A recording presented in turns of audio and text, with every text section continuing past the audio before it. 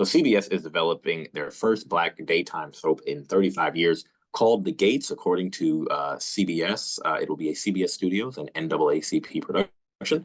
It will follow a wealthy Black family living in a quote unquote posh gated community. Henry, would you like to tell the folks what your top comment was that currently is still up It's on the so funny. grill? Now Tyler Perry somewhere swinging in the air. Wait, what did you say? I said, we hope Tyler Perry's not involved. Uh, Tyler Perry got the pen out right now. Meanwhile, we still trying to get guests on our show. So Tyler, please don't be offended. Love you, but let's be real. I have very strong opinions of what you're doing in Black media. He is Black media and he could be doing better. I'll tell him that to his face. He don't care.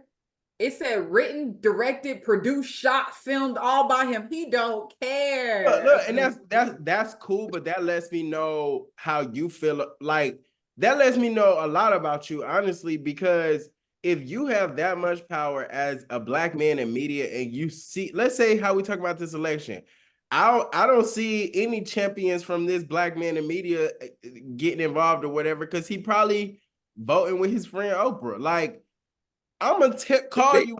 I'm not gonna do that. They get involved. I'm not gonna. Also, Oprah will come show face and be like, "Oh, go see The Color Purple." I got she was with Stacey Abrams. She was with Stacey Abrams. Yeah, I will not let you do. And she was with Obama. Literally, they said that Oprah giving Obama the okay, like bringing him on her show at that time, like that probably made him president. You don't play Oprah now. I don't know what world you live in, but Oprah is moving. Oprah was the first like national person to put her arm around obesity. I'm not a fan. I guess like maybe get mad. He just starts saying anything. I'm not mad, and I'm not just saying anything.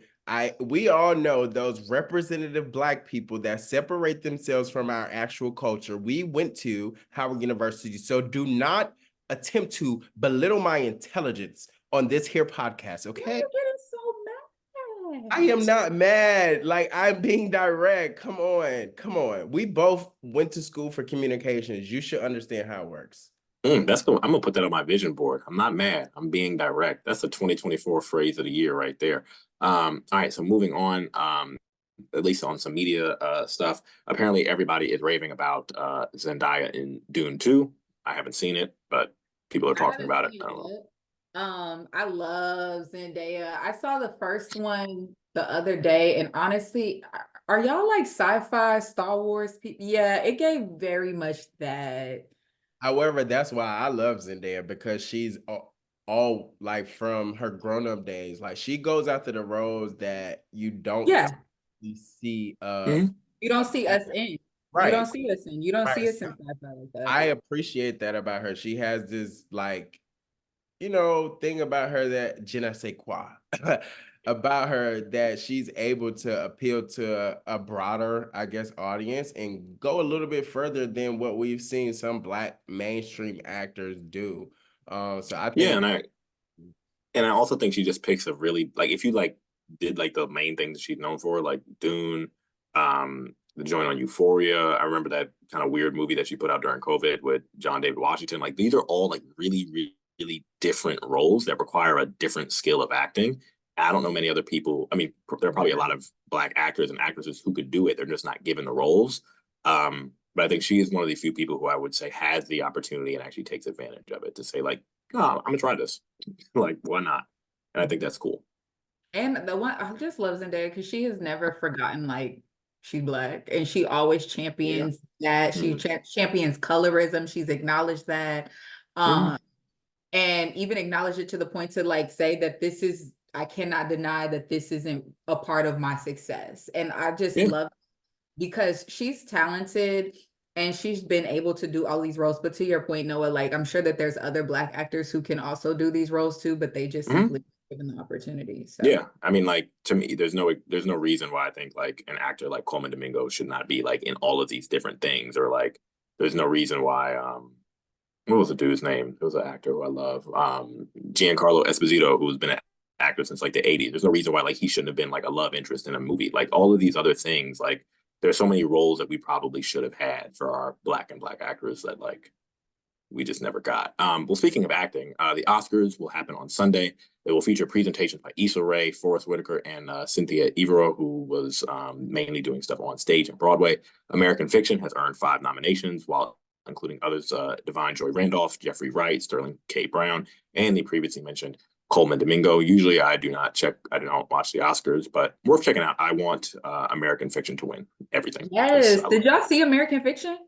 I didn't. They It did. was I liked it. It was so good. And when we talk about scripts that like that's not like that was a script. I'm not a good STSC person. Script. There you go. I think that's not the typical Black story that you'd see go far with the awards, you know? So that's what I think is cool, because you can see us in so many different lights in that movie alone. So it's cool. And what I liked about it is that movie didn't have that much marketing. Like, there was no real marketing. It was creative too. It was very creative in its marketing.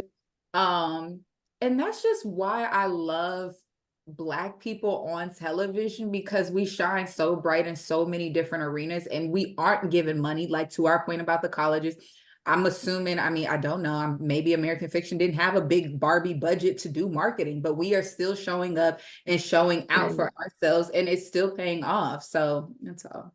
Yeah, and I think when I think of it, it was originally a book by this guy Percival Everett, and I think there is probably what should be done is there are probably a lot of really, really good Black books that probably deserve a movie. And I think people need to start thinking of like what book is really, really good that's by a Black author. Tyler Perry. Tyler Perry, this your role.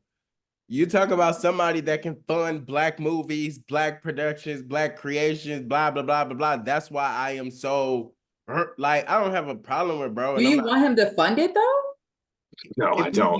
You don't want him to fund it. That's what I'm saying. That's where maybe how you said I was mad. I'm not mad, but I'm passionate about that because I'm a Black man in media, and he can very much fund a lot of Black projects that aren't getting that funding and take Black cinema to that extra mile. We just seen how Issa Rae was kind of talking or speaking toward how she's restructuring or figuring out how she's going to the next level, because she see these big conglomerate companies canceling the rap shit. Shouldn't have been canceled.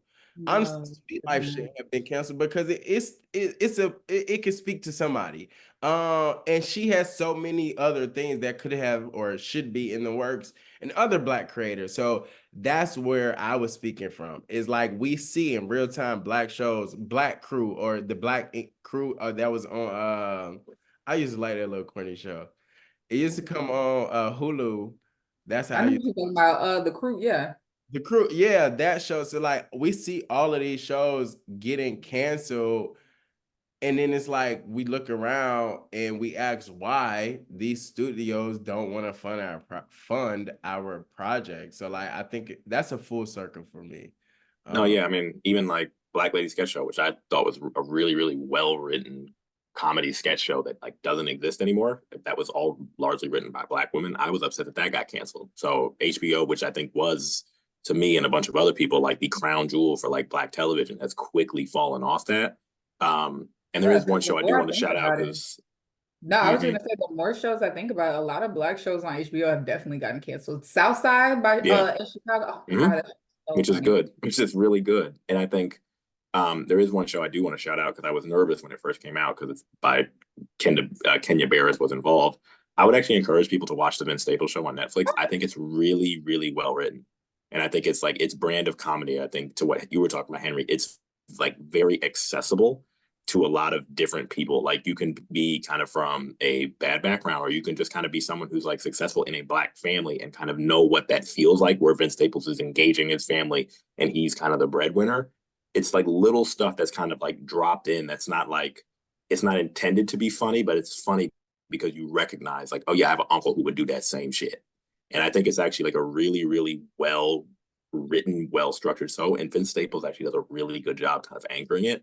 So I would actually encourage people to check out. Like, I think it's, to me, probably one of the funniest shows I've watched this year outside of like Abbott.